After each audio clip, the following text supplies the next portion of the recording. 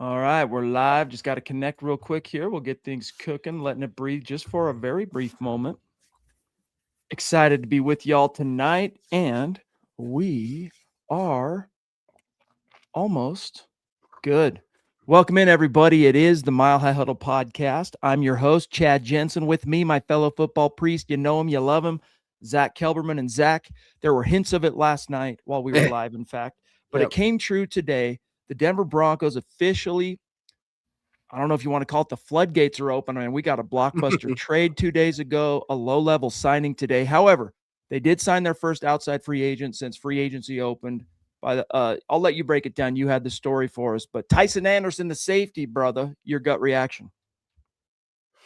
Yeah, finally, Chad. We can no longer say the Broncos are the only team in the NFL who's not signed an external free agent. That ended today. And there were hints of it, like you said. It was a premature report that they had a deal, but it was official, finalized today, according to multiple reports. The Broncos signed Tycen Anderson. Tycen with a C, by the way, Chad. It's the first time I ever saw someone spell it that way. Very interesting. But former safety, special teamer, core special teamer. He's not going to start over Hufanga. He's not going to start over Brandon Jones, but he could help replace PJ Locke. And he's similar to like a Sam Franklin, former Bengals, thank you. Sam Franklin or Tremont Smith signing of years past. He's not going to play a lot on defense, but on special teams, there's your Maven and there's your special team signing. So they're on the board officially. Not only does he have, Zach, the C, pardon me, but he has the E. Yeah. Very weird. Jetty splash. I know, dude. So much action. It's like, it's hard to know where to even begin.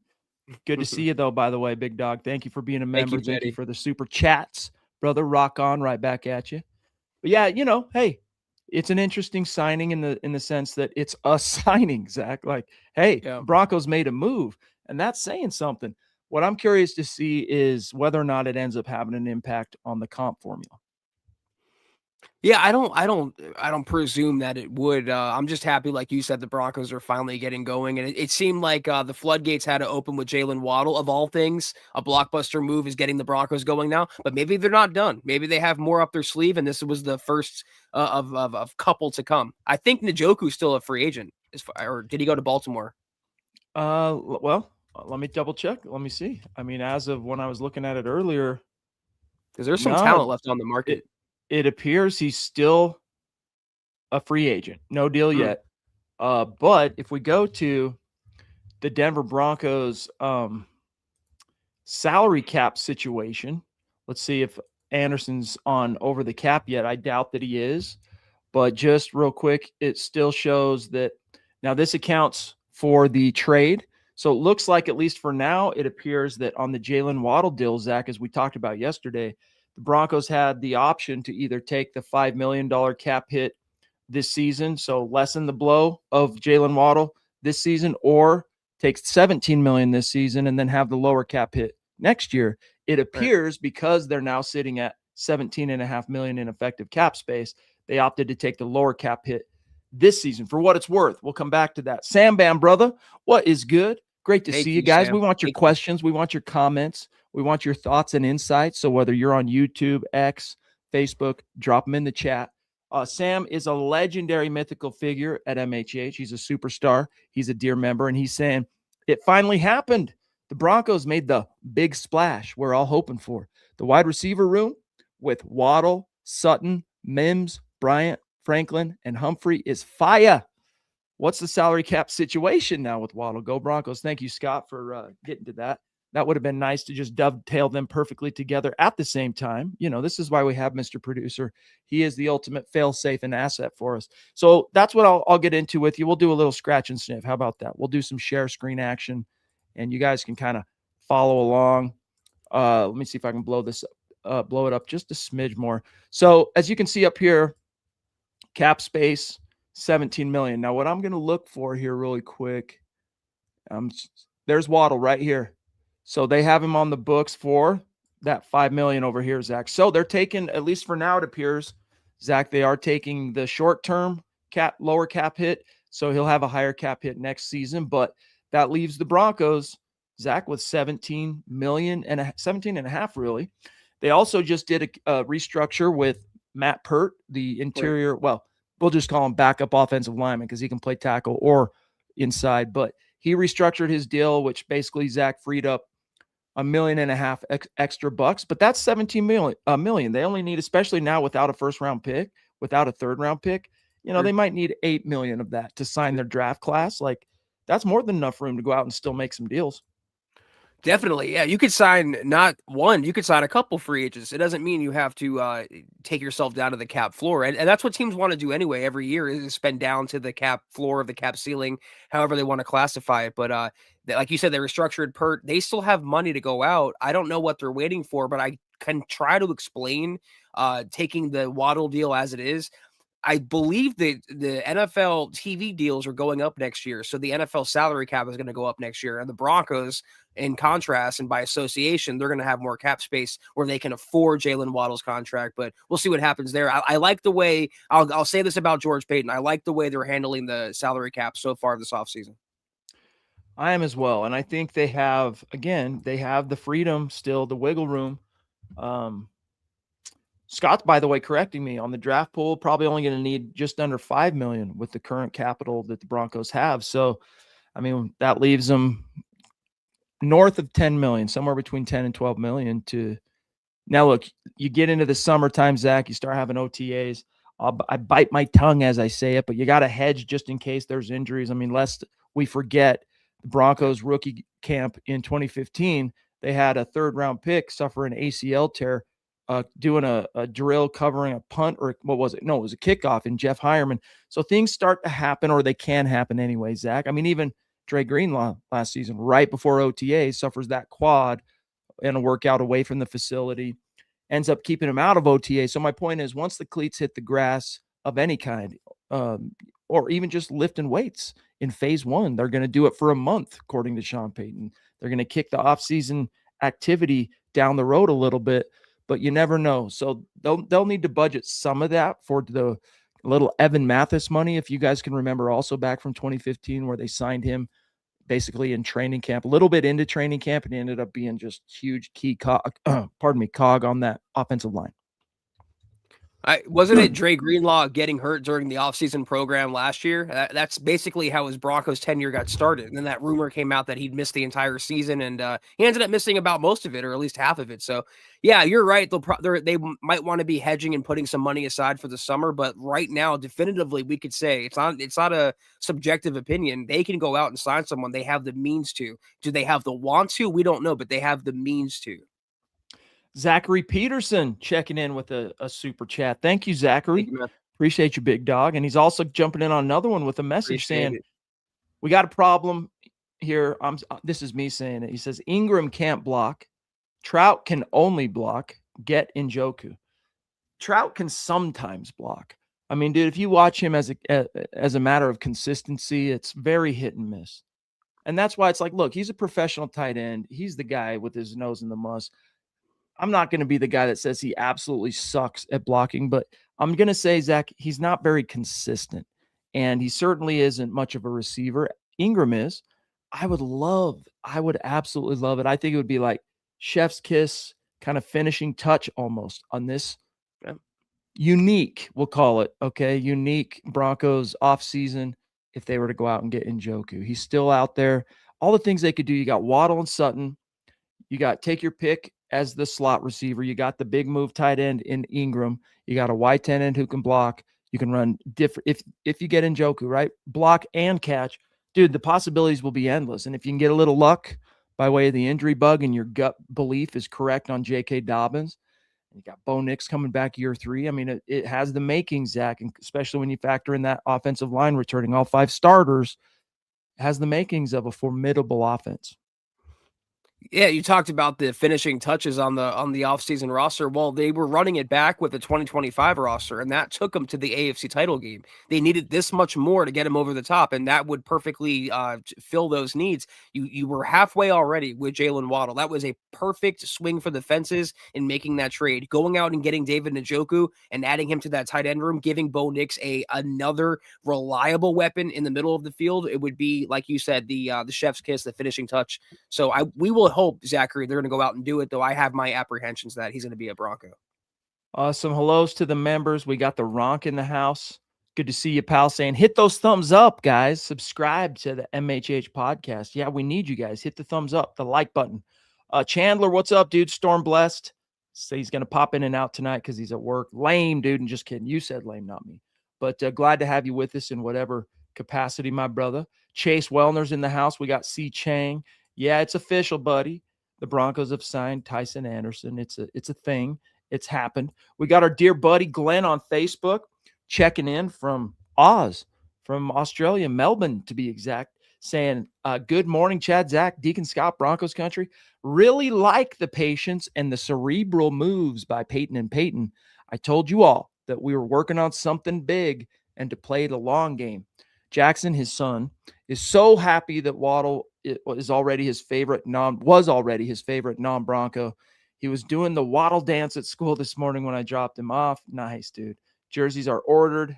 # Super Bowl bound. # state of being. Let's bow. Really cool, dude. Give a shout out to the little man from the football priest, dude. Jackson, what's up, buddy? Really cool stuff, man. Everybody's excited about Waddle, and for good reason, Zach. It's all it took was the Broncos making one move, was getting up, off their behinds and doing something to help out the team, help out their quarterback, and help out their future prospects.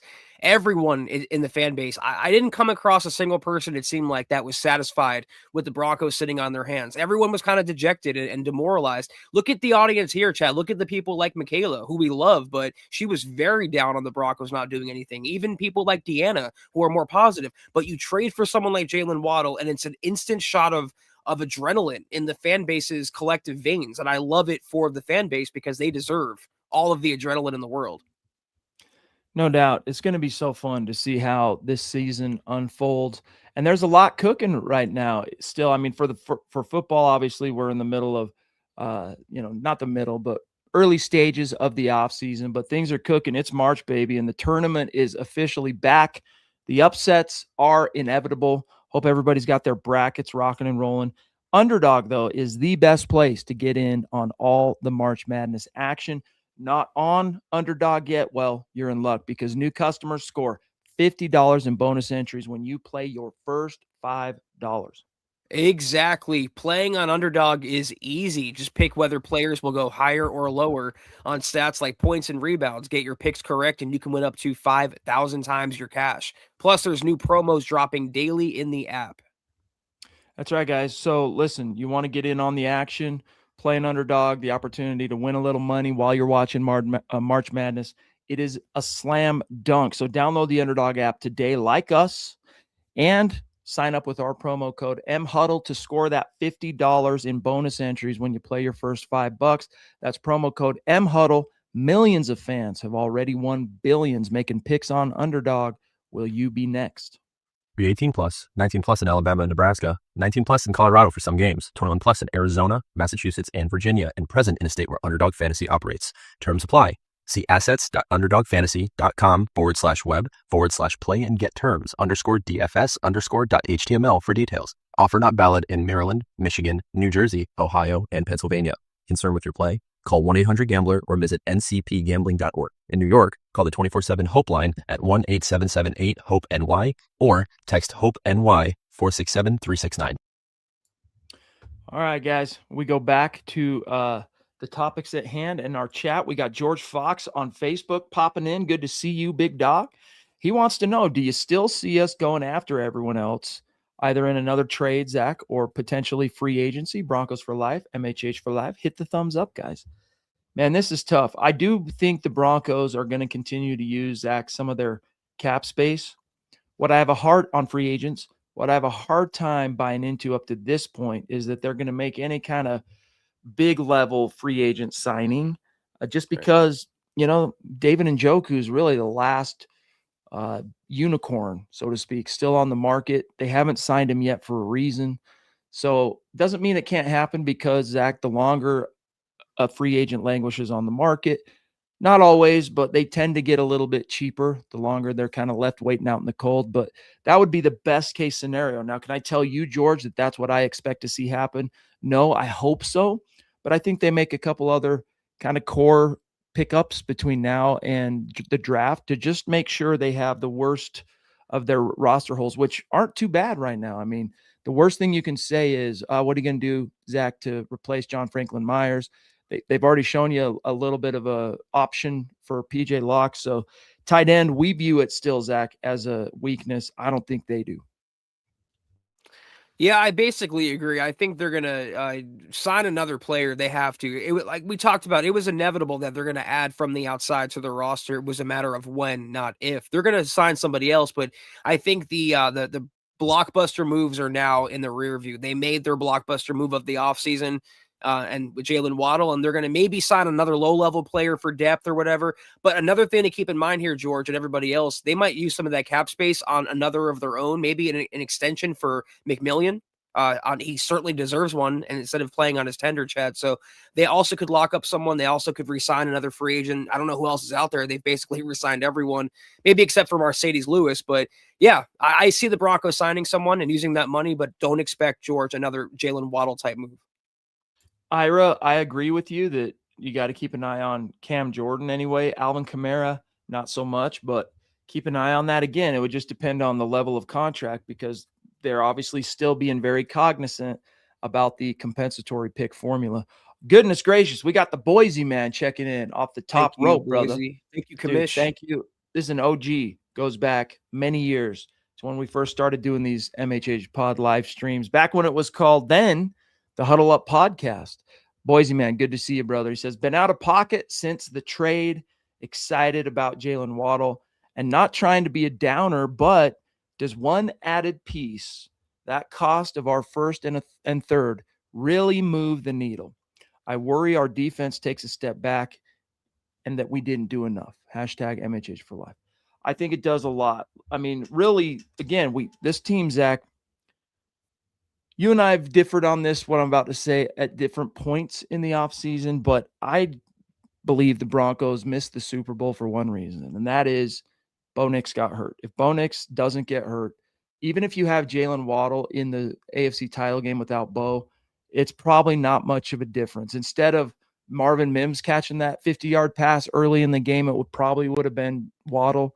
They still scored a touchdown on that drive, right? Cortland Sutton. It would have, I don't think it would have been the difference, but you never know. You never know. Still, my point here is they were already a championship caliber roster, which is why they signaled to the fans, they signaled to the NFL, we're running it back because we think we're close with the guys that we have for the most part. And then there's also signaling, Zach, where they felt like they needed that little additional boost. And obviously up to this point, we can only point to one thing, and that is weapons specifically for Bo Nix. In comes Jalen Waddle. So I'm really optimistic in what it means for the team and how it can help them get over the hump even further. Have they done enough, though? Well, Boise, first of all, thank you. This is also what you're saying, or at least how you're framing it. It's presupposing the Broncos are done and not going to make any more moves. We know they're not done. They at least have the draft coming up where they're going to shore up some defensive spots. So I don't think we're going to have to worry too much. I worry about the linebacking core because I'm not the biggest fan of Singleton. That's, Chad, where we differ more because we agree. The biggest reason the Broncos didn't get to the Super Bowl was because Bo Nix's injury. But when you break down the Jarrett Stidham performance, there were more factors in that game than just Jarrett Stidham and just his fumble or whatever. But that might have been the biggest, yada, yada. We've covered that extensively. But they're going to do more Boise over the course of the offseason. We just talked about they might sign another free agent. It might be a low-level signing, but if it helps fill depth, even someone like Cam Jordan for a year to help take soak up some of the snaps that JFM was getting, that would be worth it. But they have some of their draft picks. They can trade and acquire more draft picks or whatever. They're not done, but what they've done so far, and that cost, by the way, is negligible for a number one wide receiver like Jalen Waddle. What they've already done is a net positive. What they've already done is improve from where they were last year, even with losing JFM, even with losing Dre Greenlaw. I mean, I look at it like this. They were going to use that first-round pick, Boise. A good chance, if they don't get Waddle, they were probably good chance going to use that first-round pick on a wide receiver who they would then have to start at the bottom of the depth chart, work his way up. Eventually, if you hit and you developed him right, he becomes a guy like Waddle, who, by the way, was the number 6 overall pick in the draft in 2021, literally came out of the package, unwrapped and boom, hit the ground run and gave the Dolphins 3 straight 1,000-yard seasons. So he's already a finished product, so to speak. The Broncos would have had to go back to the well, develop him, eventually, hopefully, get him to that point. So I don't lose sleep over this particular first round pick. Now, the third rounder, once again, I think for the caliber of guy that you're getting, it's worth giving up the capital, especially that contract for a guy as good as he is. I'll say top 15 wide receiver in the NFL. That's a manageable contract, especially balanced with what you're paying Cortland Sutton. So and plus they still have, Zach, plenty of draft picks to bring in a nice haul and continue to kind of build and develop for the long term. So Boise, man, much love and respect, big dog. We got Tucson Phil checking in from the Facebook community. He's saying, good evening, Chad, Zach, and Deacon Scott. I just heard today on a sports show that even with Waddle, we are still odds on to finish third in the AFC West. What the H do we have to do to get respect? Even last year they had us third, and look what happened. But still they rank us third. Unbelievable, he says. Buckham, MHH for life, Broncos for life. Well, Zach, I think you do a much better job of talking about the Bronco disrespect angle, dude. Take it away.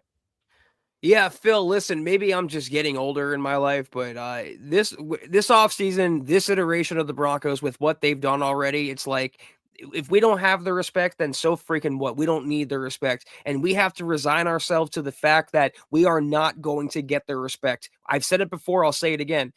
Bo Nix can walk on water. He'd be criticized. And they say, well, it's because he couldn't swim. The Broncos can win the Super Bowl and they can win by 50 points. People would say, why didn't they win by 60 points? That's just how it is and how it's going to be. But in that scenario, if they win the Super Bowl by 50 points, who cares? We don't care. We'd be over the moon. We'd be ecstatic. It would be amazing. So we know how good the Broncos are. We know how they're set up for success. We know how good Bo Nix is and yada, yada. We don't really care I don't know what sports show you were watching, but like Skip Bayless or Nick Wright, I don't really care what they have to say. Although, I'll say that now, Chad, and then the first Nick Wright thing will go viral and I'll start ranting again. But really, we have to resign ourselves to the fact that we're not going to get it. So let's not expend our energy to people that don't deserve it anyway.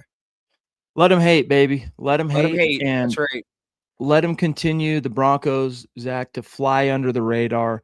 I prefer it, and I think the Broncos proved last season that they're better off when they are underestimated. And Sean Payton's really good at using that as a leverage point to extract more and more out of the team. So I honestly, Phil, would prefer that than everything we're hearing throughout the offseason is, Broncos are the team to beat, even though we all know that they are.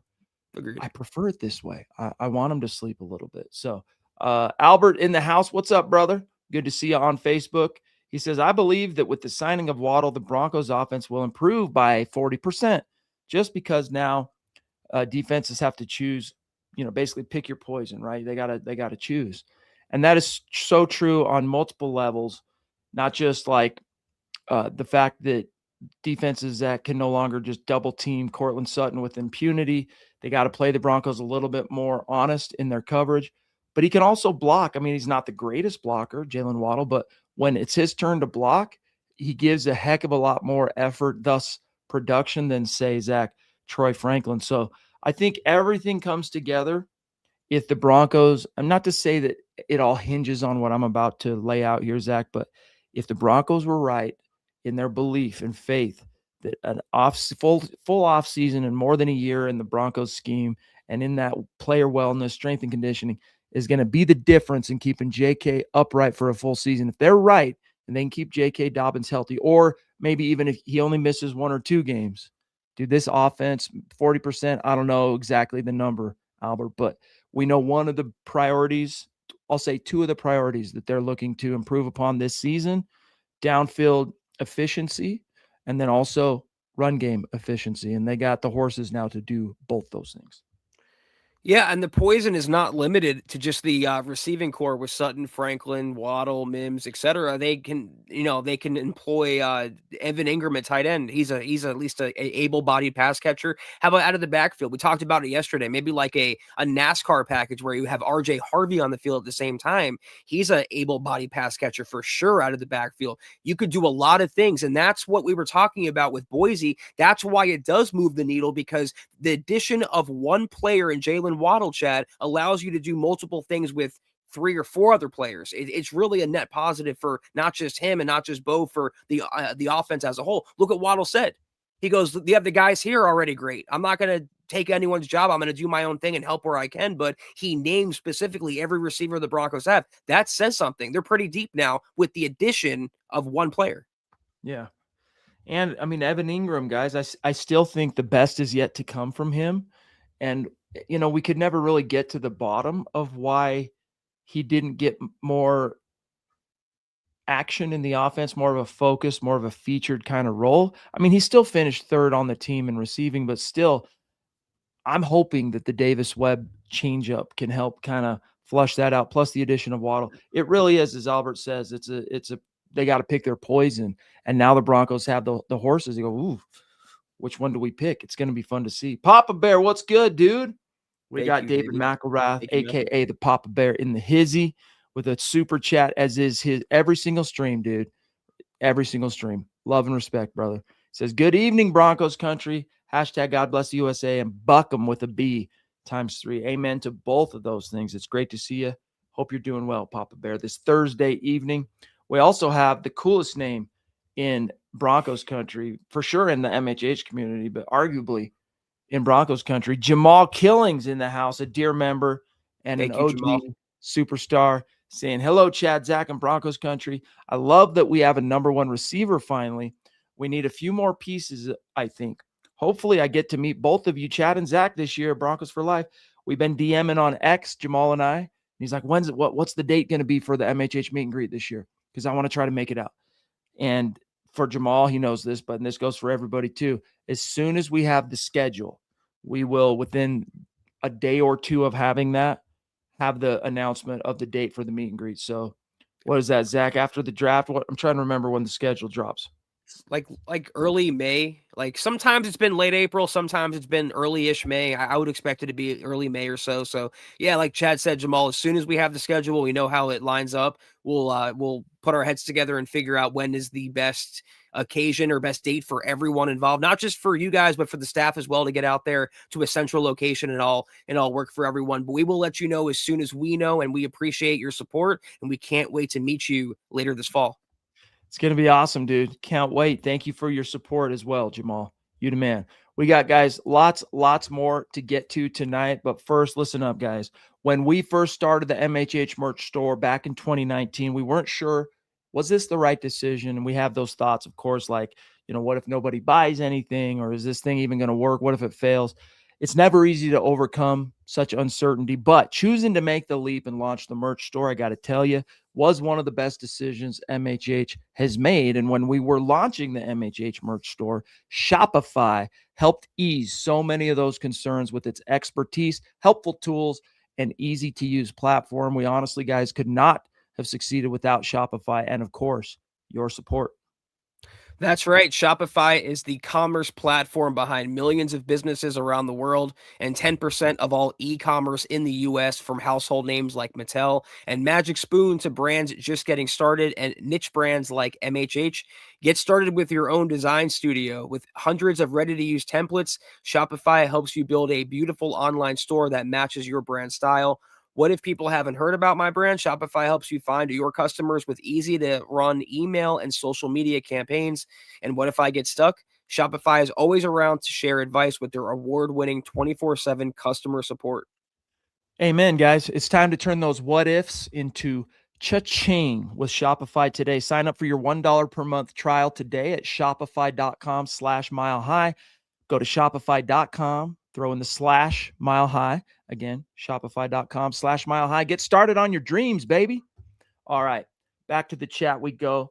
Zach, I wanted to grab this here from our dear buddy Keith on Facebook, saying $8 million you got a budget for the draft, plus $5 million for reserves, like Peyton has always done, which he says would leave about $5 million in cap space, one player. Well, it's funny you say that, because I was thinking about the same thing at the top of the show. But Scott, I think your original read on it was correct, dude. I took a quick look and I think you were right. But Spot Rack, if you go to the bottom of their Broncos breakdown, they show how much the Broncos got to allocate for their 2026 draft pool based on the draft picks they had before the Jalen Waddle trade, which was a grand total of basically, 11.7 million. That's not counting the top 51. But when you remove the first round pick, take $3 million out of that. You remove the third round pick, you take another $1.2 million out of that. You swap the fourths, etc. When it comes to carrying the top 51 cap hits, it actually boils down to, something like $4 million is what they're going to end up having to allocate. So for the draft, because they don't have that first round pick, the first round pick, basically from a salary cap perspective, Keith, is as costly as like a second, a third, and a fourth, all in one. And that's, late first round pick, 30th overall. So I think in effective cap space, knowing they got a budget for the draft, they currently have $17.5 million per over the cap. That's after Jalen Waddle, Zach. They are taking the $5 million cap hit this season, which means he'll be a little bit more expensive next year, but whatever. So, they have somewhere between like, I don't know, I would say somewhere between like 10 and 12 million. And that's not counting that little $5 million reserve, Zach. Or I should say it is counting the $5 million reserve. Exactly. I mean, regardless, the point is they can sign one player, or they can sign two players that equal 5 million that are not as expensive. The point is they have money to go out there and enhance their roster if they want to.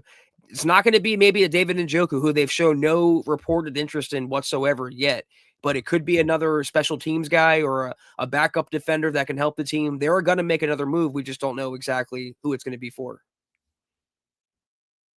We got Chandler on his lunch break. He's here to parties. Now he's contributing to the combo. He says, I think the Broncos target tight end in the draft with how much they spent on Adam Troutman. Yeah, that was something we heard over last weekend, Zach, that kind of helped things kind of make sense, but it was also a little bit disappointing. And that is they put a cap on what they were willing to spend at certain positions, and that included bringing their own guys back at tight end. Reportedly, I want to say it was Luka Evans of the Denver Post. Broncos weren't willing to spend more than $6 million. Now, what's unclear, Zach, is was that total, or is that on a contract per se, right? Because they ended up re-signing Troutman for just under $6 million per year on that 3-year deal. So if it's just period on tight end this year, that's all we want to spend, then they're done, right? And he's right; it'll end up being the draft.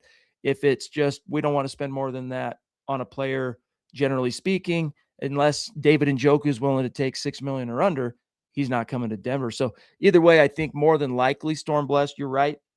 It's probably pointing in terms of tight end depth and continuing to churn. It's going to be that the draft. The way I read it, and maybe it was like hopeful optimism. I read the Evans tweet like they don't want to spend more than $6 million annually on a tight end or at the position or whatever number it was. And my problem isn't necessarily that they had a hard limit, a hard cap at the position at tight end. It's that they use whatever cap they had on Adam Troutman to give him $18 million over 3 years. A chunk of that, Chad, was guaranteed. I mean, for a player that has no upside and really not that much of a floor either, besides knowing Sean Payton and playing for Sean Payton. So, yeah, I agree with both of you. I do think they target a tight end. Obviously, it won't be in the first round now, but they do have a second round pick, and there are some tight ends that could be on the board for them in round 2. Yeah, we'll see. There's a sweet spot right in the middle about where the Broncos' 4th round picks are, a couple of fourths, a fifth for blocking tight ends. So if that's what they're prioritizing, that could be a nice little opportunity for them there. But it's going to be interesting, Zach, to see. I mean, on one hand, we go, man, we're not going to have a first round pick to look forward to. But for Broncos country, we had it. You got your first round pick a little early. Right. That's the way to look at this. And not only that, Zach, but we've been down this road before. 2022 and 2023 weren't that long ago, right? When the Broncos did not have a first round pick, which meant they had to really hit on their second rounders. And in 2022, it was Nick Bonito hit. In 2023, it was Marvin Mims Jr. hit. And then you can go back further to that second round pick being their first pick in the draft, making sure that thing works. 2012, Derek Wolfe hit. So, I mean, it'll be interesting to see. But speaking of Zach allocating and budgeting money for the future, for the 2026 season, you mentioned Jaquan McMillan. Potentially they could look at kind of rearranging the cap thing with him instead of doing the RFA tender, signing him to a multi-year deal. Maybe that happens, but they got 2 other guys who are about to play on an expiring contract. The one I just mentioned, Marvin Mims, Riley Moss. So it wouldn't surprise me, Zach, if you get to July, that's about when George Payton likes to get these deals done if he's going to do them. You could see some new contracts for those guys. Brandon Jones is in a contract year as well, so that's interesting on defense. He's a starting safety. I agree with both of the premises here. It's a matter of when, not if. I think they target tight end in the draft if they don't sign anyone like Injoku before that. But what Chad just laid out with Waddle is exactly how I look at it, and it's exactly why I think they didn't overpay. It's a very fair deal because that's your first round pick. You drafted Jalen Waddle at number 30 overall. That's a hell of a player to get at number 30 overall. And by the way, better than anyone else you would have gotten at least for 2026 in the same position. You still have your second round pick. Maybe it's Eli Stowers, Chad. And in that scenario, if your top two picks are Jalen Waddle and Eli Stowers, you basically rebuilt the offense with those two picks. Done. And everything else on top of that is just a cherry on top. Could be interesting. Could be interesting, guys. Albert says, is there any news on Drew Sanders? Linebacker is a need, I think. It definitely is. But, I got to think that part of their decision, Zach, to move on from Dre Greenlaw, nobody talked about it. Then again, we haven't had a chance to hear from either Peyton since Dre was released. But I got to assume that Drew Sanders is doing well enough that in some way influenced, well, we got Drew still to be that third linebacker because Broncos proved last year you need 3 good linebackers at the top of the depth chart. Right now, you got 2. You re-signed them both, Singleton, Sternad. Maybe Sanders ends up finally, Zach, avoiding the injury bug this offseason, healthy through training camp, and he's able to play this season. Drew Sanders to me, Albert, is like A.T. Perry now, where his absence is the bigger story more so than the actual player. Because we don't know anything what he's going to look like. We've seen like a snap of him or a couple snaps of him in the last couple seasons. I feel bad for the injuries and the position changes and this and that. But I'm going to have this same kind of mandate with Drew Sanders. Show me something. And if the Broncos get anything out of him, it will be a bonus. But until he shows me something, I'm not going to believe in the myth that is Drew Sanders. He's a unicorn right now, and not in that way. In the we don't know, and he's very mystical. He's a hypothetical right now. I want to focus on the practical that can help out the team at linebacker. Mystical indeed. I'm going to maintain my hopeful optimism, but I'm not counting on it, I guess. So yeah. I think linebackers very much in play in the draft, including in the second round. There's going to be potentially late second round where the Broncos are drafting. I think there will be some options there. So we'll see. Some shout outs over here. Mark Kennedy on Facebook. Good to see you, pal. And then Iro, direct question. Chad, do you see us getting Alvin Kamara? No, I do not. First of all, he's older. This isn't 2024.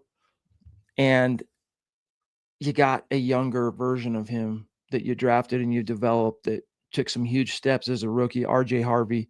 I just don't think there's a need for him. Now, if he was still, Zach, in his prime years, maybe it's something that would make a little bit more sense even with RJ Harvey, but Kamara wouldn't come cheap. He's older. His production has started to decline, although if you go and look at it, it's not like he's fallen off a cliff yet, but still, do you really need him when you have RJ Harvey?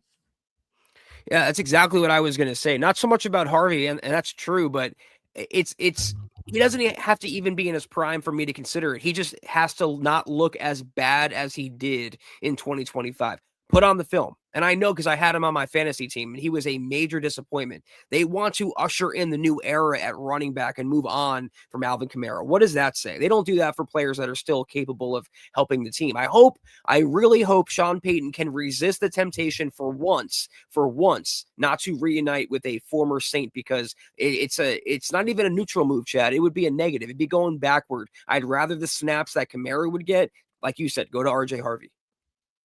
The former Saint that I'd like to, Kamara, he's still a Saint as far as I know, right? They'd have to trade for him. That's ridiculous. Yeah, you also have to give up.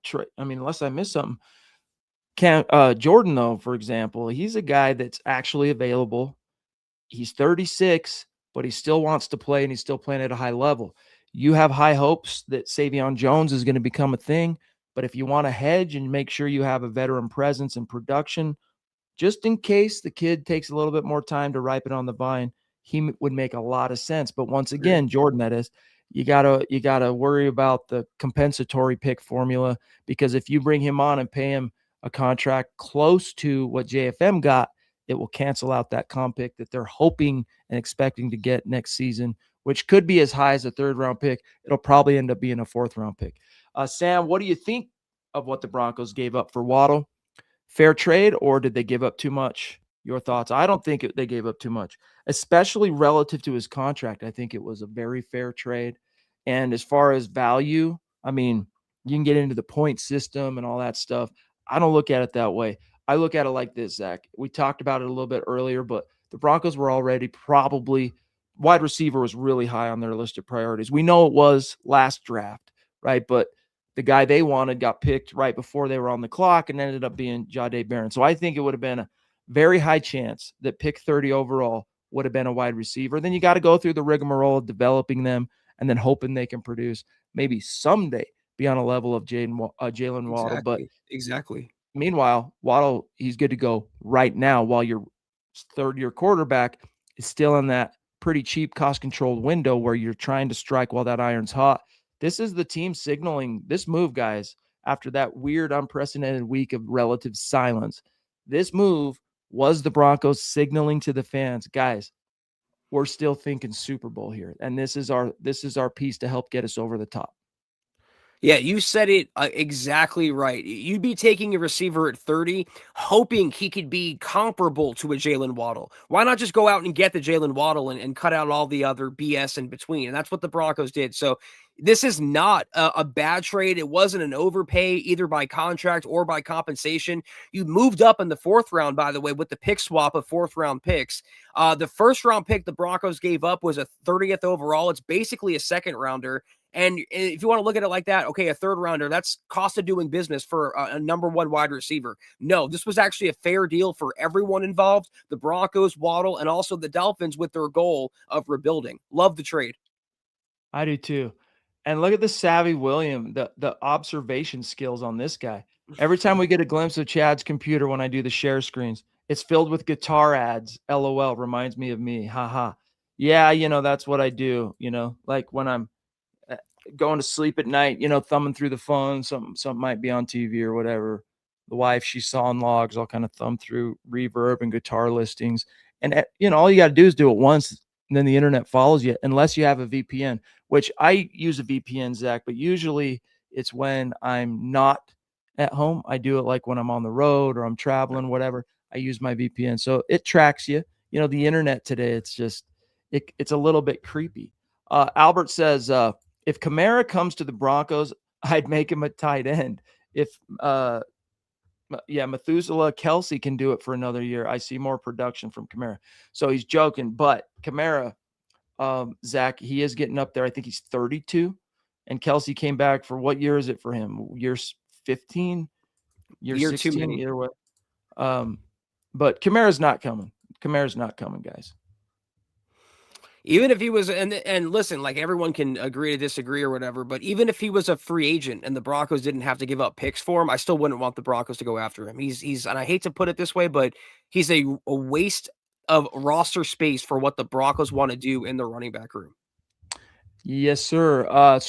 Stormblessed jumping in again, saying crazy that people think there are people, this is true, think that it was a bad trade. Ha ha. I don't think people really understand the value of the picks we gave away. Basically an early day 2 pick and a late 3rd, almost 4th. That's another very important wrinkle to this. We're not talking about the Broncos picking in the top 15 and then they gave that pick for Waddle, not even top 20. They were pick 30, right? There was only 2 more picks and then you're into the 2nd round. So I think the Broncos made out like bandits. And what's interesting, the Buffalo Bills had made a significant offer for Waddle that was apparently, Zach, reportedly more than what the Broncos were offering. I think this is part of why it took so long to get this deal done, because the Dolphins, they were probably torn. They're like, man, on one hand, Buffalo's offering us more. On the other, they're a division rival. What do we do? And they ended up taking the Broncos offer. But if there's another thing that's been floating around a little bit that, he misses too much time, Waddle. Not so much the games, but he'll play the game. He'll start and everything, but he misses so much time. He gets dinged up in game. He'll miss series and whatnot.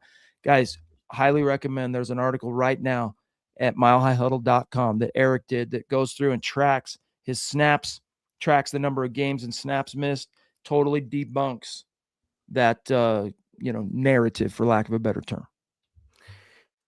Well, I mean, the Broncos didn't give up a player, number one. That might, on top of a first-round pick and a third-round pick, might start talking about overpaying for one player. And also, more importantly, they didn't dip into any 2027 capital either, Chad. They kept every pick to 2026. And they moved up in the fourth round by pick swapping with Miami. Yeah, and like I said a few minutes ago, Storm, like it's a 30th overall pick. It's basically a second-round pick. And as you said there, same with the third-rounder. I think it's, I don't know, I wouldn't say steal for Denver, but I'll say a very fair deal for everyone involved. I'm so happy the Broncos pulled the trigger. You're muted.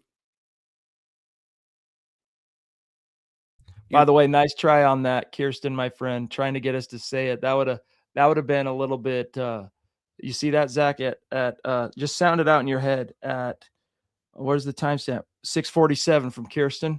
Just sound it out in your head. Ronk, Washington running back Jonah Coleman said that he liked his interview with Sean Payton because they showed some of his tape. Yeah.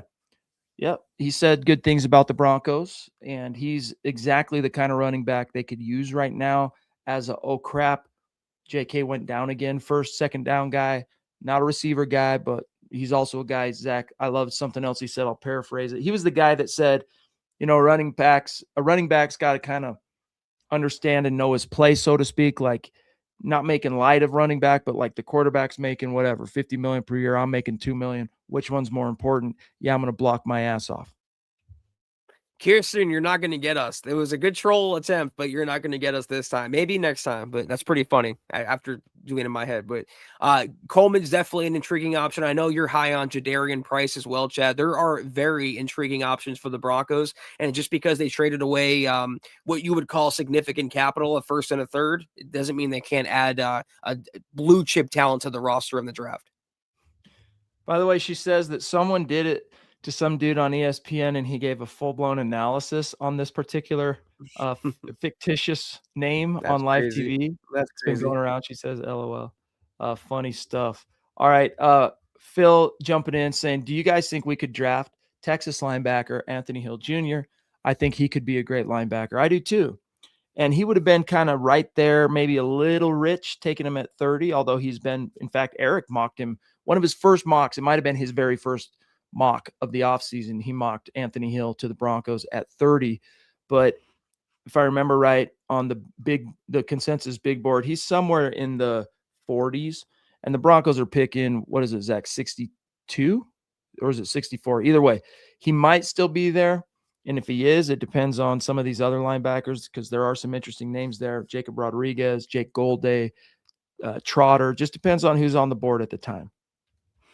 I really do think that could be a sweet spot for the Broncos. It might ended up being a blessing in disguise. Like you said, Chad, perfectly, not forcing the pick at 30, not having a first round pick now, but waiting until the second round to get a linebacker, because that's the sweet spot where like talent level and where you feel comfortable drafting them intersect. And you mentioned all the good ones that are notable, and I'd be happy with any of them. And I do think Hill would be an excellent addition to the Broncos. And I do think Denver will make linebacker a priority in the draft. So that's a good shout, Phil. Yeah, no doubt about it. There are some good ones, and is it a desperate, dire need? That's where the Broncos are at right now. They have no desperate, dire needs. So that's where you kind of tip your cap to them, because they brought so many of their own guys back. They've extended the right guys. And this is another thing I think that Nick and Eric have done a good job of spotlighting of late, and especially trying to give Broncos country something to kind of hold on to during that weird week of inactivity. And that is, the Broncos did really well and have done really well getting their key core guys and star players extended and re-signed early and kind of relative team friendly. Not that they're getting them on the cheap, but relatively team friendly, Zach, to where if any of those guys hit the market, like Cortland Sutton, Nick Bonito, any of those guys, if they got open market and competition and all that stuff, they'd be making a lot more than what they end up agreeing to with the Broncos. So it's smart of them being on top of things to get those guys done. And that's part of what what they did during the bye this last fall, Zach, bringing back Wattenberg, Lutz. Who's the other one I'm missing? Roach, right? Getting ahead of that bell curve. So they don't have any super dire, like, oh my gosh, if we had to go to war tomorrow, we're screwed. But of those kind of sub-secondary worries and considerations, Zach, number 3 linebacker does jump out to me. Same, yeah, and I don't know about the long-term viability of people like Lavelle Bailey and Karine A. Reed. Maybe they're just backups. Maybe they could be starters. We don't know, though. But we have to start thinking about not just 2026, but the future. Alex Singleton, yeah, he's coming back. He signed a 2-year deal. It's basically a 1-year deal. They're going to have to start thinking what they're going to do long-term at inside linebacker. Chad, they can't keep signing other teams' cast-offs. Singleton was Philadelphia's cast-off. Greenlaw was the Niners' cast-off. They have to nail a blue-chip linebacker in the draft and develop him into a stud. Zach, you got to check the side chat with Scott real quick. Absolute comedy, dude. Pearl says, running back, please, a dear member, Pearl. Yeah, I mean, that I would throw that in there like linebacker. If you had to go to war tomorrow, you got your horses, you're probably going to be okay. But if the football gods throw you even the slightest curve, you're going to need that one extra guy that you can rely on. It's not going to be Jaleel McLaughlin. I mean, you can turn to Jaleel, and I don't want to make too light of it, Zach, because when the Broncos used him as a number 2 last season after JK went down, he was the most efficient ball carrier that they had. He averaged over 5 yards per carry, dude, believe it or not. But he's a little guy. He's 187 pounds. It is what it is. If they had to go to war tomorrow, running back, backup running back, right? So more of that guy that you turn to if something were to happen to JK, similar to linebacker, a guy that you turn to if Singleton gets dinged up or Sternad. Yeah, they seem intent on wanting to run it back with McLaughlin and Bidet, but I would like to upgrade on them if I could. I was a fan of McLaughlin, but he's kind of a jag. So if you can find someone that's a true home run hitter, like you have your pass catching third down back in RJ Harvey, you have your early down banger in J.K. Dobbins, you need that home run hitter, that wild card, maybe like a poor man's version of a Jahmyr Gibbs later in the draft, or maybe in the middle rounds of the draft. I don't know, Pearl, but I do agree with you. I don't think they're done adding here, at least in the draft, and I look forward to what they're going to do. Storm Blessed, are there any serviceable backs in the late rounds we could draft in that event, right? If something goes down, JK, and we don't go running back at pick 62. So, Eric, I would draw your attention to an article he did last week, guys, titled "One Running Back Target for the Broncos in Each Round of the Draft." All right. And if you get, let's just start, I'll just throw some names out real quick because we're about out of time. But if you get past round 3, round 4 option for him, Katron Allen, running back from Penn State. His round 5 option is Kentucky's Seth McGowan. And then you get to round 6, his option would be Le'Veon Moss from Texas A&M. And then his round 7 option, Scott and I got an up-close look at the Senior Bowl, the receiver turned running back out of Clemson, Adam Randall. So my advice is go read that article and all things Broncos draft. Keep it locked with MHH. Nobody does it better than us, and that's on the podcast side and the written side. You know this. All right, we got DJ Capo. We're about out of time, brother. Great to see you checking in tonight. Dear member, legendary superstar, saying, what's up, Broncos fam? How would y'all feel if we let Lil Jordan Humphrey and Jaleel McLaughlin go on draft night for second-round picks and we pick up Price from Notre Dame? Man, I don't think those guys would draw that kind of draft capital, but I'm sharing a brain with you, DJ, on Jadarian Price. I love that dude. Honestly, I think he's going to be a superstar in the NFL. And he's kind of taken, he's gotten short shrift, sharing a backfield his whole career, basically, Zach, with Jeremiah Love. But mark my words, a year from now, everybody in the NFL is going to know that name, Jadarian Price. Yeah, I think you're right about that. He's going to be a really talented NFL pro. But DJ, yeah, this is kind of a Madden tier level trade here. They're not going to fetch anything, maybe like 12th round picks, but they're not going to fetch anything near second round picks. So whether the Broncos go for Price, that's one thing, but they have Lil Jordan and McLaughlin do 0, maybe even less than 0 trade value. But you know what, DJ? 12th round picks can become something. I mean, Carl Mecklenburg, legendary Ring of Fame linebacker for the Broncos, was a 12th round draft pick way back in 1983 when the draft went that deep, right? And there weren't 32 teams, so it was a little bit easier to get through 12 actual rounds. But DJ, I like where your mind's at though, dog. I like the Jadarian Price thing. So we'll keep that conversation going. You help us do it, dude, between now and the draft, because man, I would not hate it whatsoever, dude. I think he'll go way before 62, but if the Broncos' second round pick was Jadarian Price, I would not hate it. I would not either. Not in the least.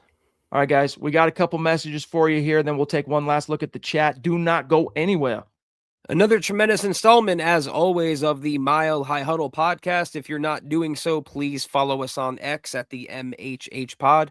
You can follow the main account on X at Mile High Huddle, Chad at Chad and Jensen, myself at Kelberman NFL, and Scott, our producer, at Scout Kennedy. If you guys want some merch like we're rocking each and every single podcast, check out MHHmerch.com and get you some. If you haven't done so yet, please drop us a like at Facebook.com/Mile High Huddle Pod. You can find us on Instagram at Mile_High_Huddle. If you haven't done so yet, please join the new MHH Discord server. The link is in the description below. If you're listening on Spotify or Apple Podcasts, make sure you're leaving your football priest a 5-star review for a chance to win some merch each and every single month. But if anything, y'all, please, very important, as always, that you subscribe, you like, you share this video and every video you see on the MHH channel. It really helps us grow and reach more Broncos fans just like you. No doubt about it. Yeah, Price has met with the Broncos, Ronk, absolutely. But then again, basically the Broncos met with, I would be shocked if it wasn't every single guy that was at the combine. That's part of the why you go to the combine. But yes, he did meet. I think we had a story on it, in fact, at MHH. So shout out to the members. Kirsten, you got us laughing over here. So thanks for being with us tonight. Jamal, Ronk, Storm Blessed, Pearl in the house. But a special shout out to the superstars and supporters helping us keep the lights on as well tonight. Like Jetty Splash, couple of supers getting us started. Sam Bam, Zachary Peterson also with a couple supers. George Fox over on Facebook. Boise Man with the top rope super chat of the night. Tucson Phil on Facebook. Oh, it just did a little freeze on me. Sorry, guys. Papa Bear, Jamal, and DJ checking in.